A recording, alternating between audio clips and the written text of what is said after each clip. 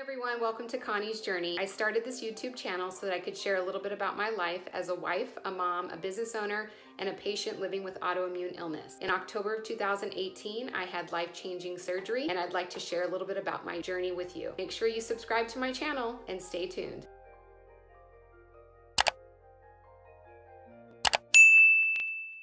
Hi guys, welcome back to Connie's Journey. I just wanted to kind of give you a brief synopsis on how the support session group went. We had a few people join in, and I think that it went really well. We got to connect with some people who have different situations. And if you want to go ahead and check out the video to see how it went, stay tuned.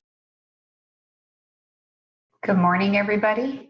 I'm hoping you can hear me. Oh, camera actually works. Hi. Yes, hi. How are you? I'm all right. How are you? Doing good. Do you want to share what your diagnosis is, or you just want to listen to everybody? I can share. Okay. I have a autonomic nervous system dysfunction, and I've been blown off by some rheumatologists, and so I know it's terrible. Yeah, they like to think that I have to be fine, even though I'm taking over all this money to go to appointments, but like.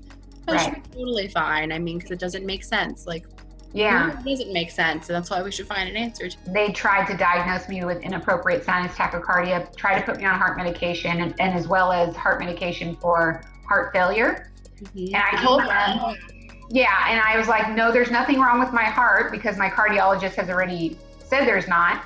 My body is reacting to what the disease is taking over, which was ulcerative colitis. Ever since I had my surgery, no heart issue. Wow. Away. And that's what I'm trying to explain. Medications every day and take like 30 plus actual like pills a day, but like 18 medications every day. And yeah, it's a lot. And it's like we're addressing each individual symptom versus trying to find out the underlying issue. And it's killing me. Like I have a mast cell activation syndrome. So do I. That's what they diagnosed me with, but we don't know if I really have it now that I've had the surgery. I don't seem to have the symptoms. If you're awake and talking and breathing, then they think you're fine. Yeah. Carla, is there anything that you want to chime in about for me blowing my mouth off so much? I do want to just touch base on the understanding of the emotional and physical wear and tear that dealing with your health can bring up. And so I just want to, listening in that I can't see, but there's that pain, there's the grief, there's the fear, there's the doubt, there's the anger. All the emotions that happen are very natural. And sometimes we feel that we have to be super powerful or super, and there's times, yes, just to make it through. I call it patiently running the race. Yeah. And you're patient, but you're still running and you're still focused and you still have to do what you got to do. But there's also those times of giving yourself permission to not feel okay and not to be okay. And, it's like the roller coaster ride and just going through it. And when people don't hear your voice, know that your voice still counts. So those are the things I like to just kind of reiterate as we meet and having this support session, that those are the things I want to put in our head so that we understand that even though this is hard, and we can give ourselves permission to feel it, to feel the negativity of it, but also there is hope on the other side through this support system. I've always been the advocate for therapy. Find somebody that you can talk to, chat with, get somebody who gets you so you can get in the right mindset, because we do go through a tremendous amount of stuff. And if I wasn't kind of who I was with, I'm in my 40s now. So everything that, I've been through since I was 15 years old till now kind of grew me into who I am, just like as an individual. Yes. And along the way, I did search for somebody to talk to that I could connect with, that could help me grow mentally and understand things that were happening to me, because I don't have all the answers. I'm not a doctor. I could be a strong person, but that doesn't mean that I mentally know how to handle things. And so everything that you're saying about the different types of emotions, they are all completely valid. And that's why talking to somebody and kind of dissecting that may help them figure out how they're going to manage, because that's what it is, managing your medical journey. And in order to manage your medical journey, You have to start with the mind.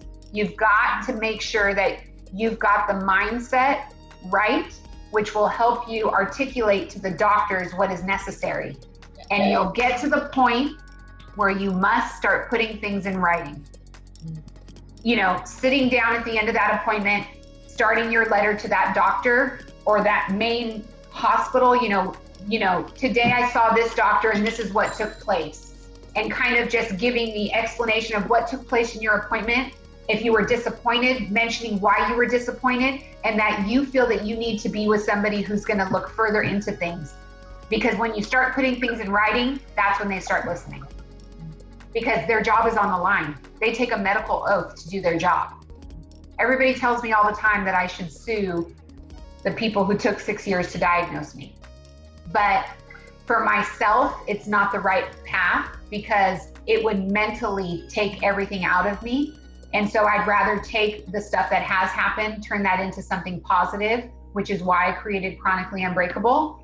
Because once I'm able to contribute to research, I know that people are going to start getting the answers that they need because we just need the voice out there. The gallbladder and go from there. So okay. Yeah. So, well, of course, I'm hoping that you don't have it because that's what one of the autoimmune diseases I have. So I don't know if you follow my Instagram, but you can see that I have an ostomy now. So I had to have my colon removed, but it took 6 years for me to get properly diagnosed. And the last place anybody ever wants to go is for a colonoscopy. And now I tell everybody, go get a colonoscopy. So you can basically see that there is inflammation. You possibly have some sort of colitis, but they probably did not see any defining ulcers yet. Right. But if you do not feel better in 6 to 12 months, GI-wise, you definitely should make them do another colonoscopy. Oh, okay. Because by then, an ulcer may develop, and if that's the case, you need that biopsy. Okay. Okay, so that way you can manage your care the best. And the only thing I can recommend to everybody is diet change does help with the symptoms. For me, it's not about weight loss. I mean, I've always been on the thicker side. And then once I got sick, I started losing all this weight. And even though I had been sick for a while, once you get really sick, like your body's finally giving up, that's usually when the weight just starts falling off and multiple organs start getting involved. You get multiple autoimmune diagnoses because it starts to confuse the doctors. You're having every symptom underneath the sun, so they're just trying to place it somewhere. And really, there's one underlying cause that's causing all of those things. Raynaud's is another one. That's one of the things that I have as well.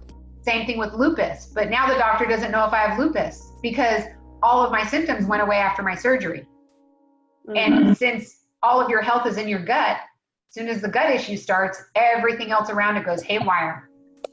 And so we're sensitive and intuitive in our bodies, especially women. So we're like, oh, I have this symptom now. Oh, I have this symptom now. Well, autoimmune illness doesn't start with all symptoms the same day. It's a progressive disease, no matter which one you have, that every day a new symptom arrives.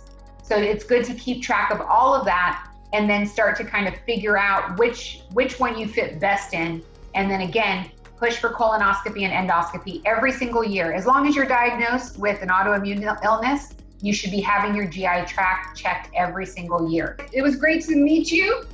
And I'm hoping to see you guys on the next call. And again, go on your Instagrams, let people know about this. They don't have to pay anything to be a part of it. And it's a good way to connect with new people who are experiencing the same thing.